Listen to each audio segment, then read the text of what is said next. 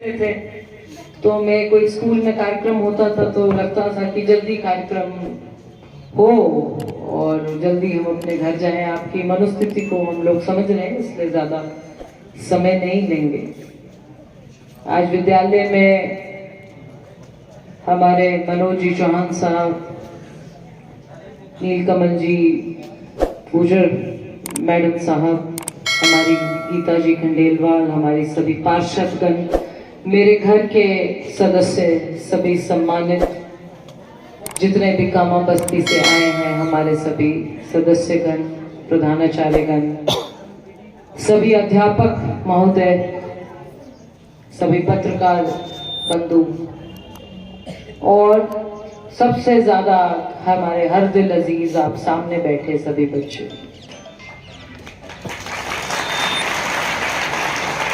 दसवीं और 12वीं के भी इम्तिहान मुझे लगता है लगभग शुरू हो गए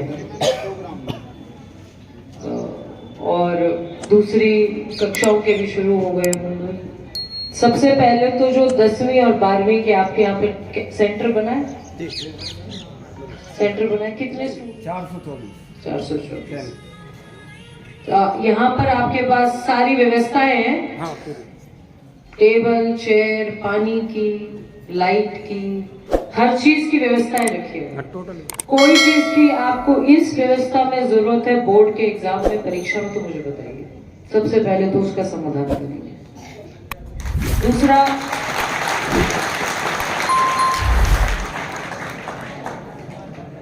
अभी चेयरमैन साहब से बातचीत हो रही थी तो अध्यक्ष जी इसको शेड दे दीजिए नगर पालिका से,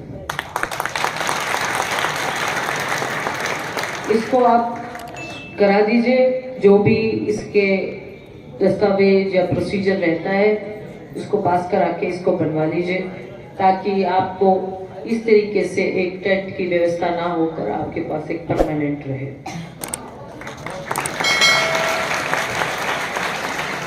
बाकी अभी काफी देर से हम सुन रहे हैं, सभी हमसे, मेरे से ज्यादा तजुर्बेदार हैं, बता रहे थे कि जी बेटी बचाओ बेटी पढ़ाओ का नारा माननीय प्रधानमंत्री जी ने हरियाणा में स्थित एक जिला पानीपत से दिया था, जिसमें मेरा सौभाग्य है कि मेरे माता जी की वहां पे एज एन ऑफिसर ड्यूटी थी और माधुरी दीक्षित जी को उस टाइम बुलाया गया था। बहुत नेशनल लेवल का प्रोग्राम था जहां से ये स्कीम लॉन्च की गई थी। मैं अपने माता पिता की अकेली संतान हूं, मेरी आज 30 साल की उम्र है। मैं संक्षिप्त में आपको अपना बताना चाहती हूँ।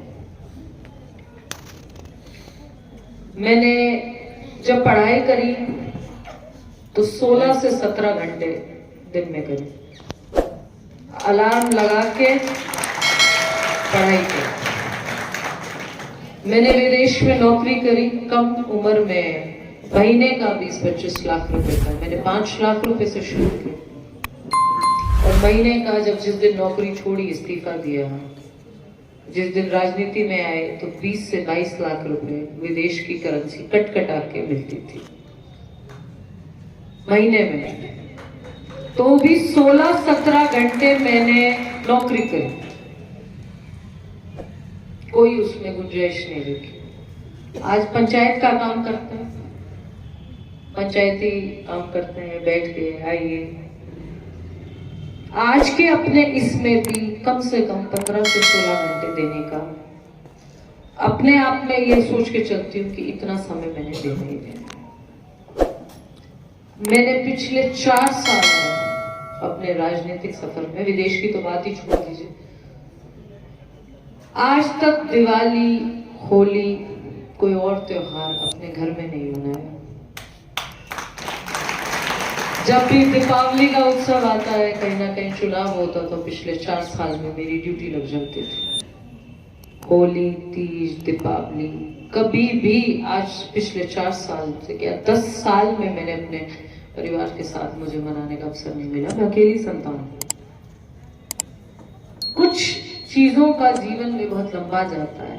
आप अनुशासित रहिए, आप जीवन का लक्ष्य को इस तरह रखिए जैसे अर्जुन की आंख दिखाई देती है, उसके अलावा कुछ नहीं दिखना चाहिए। आपने आज 10वीं का पेपर देना है तो आप 11वीं के बारे में मत सोचिए, सिर्फ उसको सोचिए। आप चाहे कोई भी विषय पढ़े जीवन में, कोई भी कुछ भी बने, हो सकता है आप में से कोई ऐसा अफसर बन जाए, कल को कलेक्टर डील लग जाए, हो सकता है आप में से कोई बहुत बड़ा यहाँ पर पॉलिटिशियन बन जाए, कोई बहुत बड़ा सिंगर बन जाए, कोई बहुत बड़ा एक्टर बन जाए, कोई बहुत बड़ा और क्रिकेटर बन जाए। किसी का जीवन के सौभाग्य का कुछ पता नहीं। जीवन में एक ही चीज काम आती है, वो है लगन। आपके लक्ष्य प्राप्ति का आपका साहस कितना है। आप कुछ भी करें जीवन में, अपना 100% दे दीजिए। हो ही नहीं सकता कि आप कहीं ना कहीं असफल हो जाए, नहीं हो सकता। ये परमात्मा ने इस तरीके का दरिया बनाया। आप कुछ भी जीवन में करें, आपको जीवन में कुछ भी करने का निरंतर स्वीकार आप है, अधिकार है। हाँ, बेटियों को पढ़ाना चाहिए, बेटियों को संस्कार देने चाहिए, उतना ही बेटों को संस्कार देने चाहिए। बेटों को संस्कार देने भी उतने जरूरी है। हमको इस भेदभाव में जाना ही नहीं है कि बेटियों को पढ़ाएं, बेटों को भी पढ़ाइए बराबरी से। बेटियों को भी उस तरीके का संस्कार सम्मान दीजिए जो बेटों को घर में मिल रहा है। ये तो बराबरी की लड़ाई घर से शुरू होती है।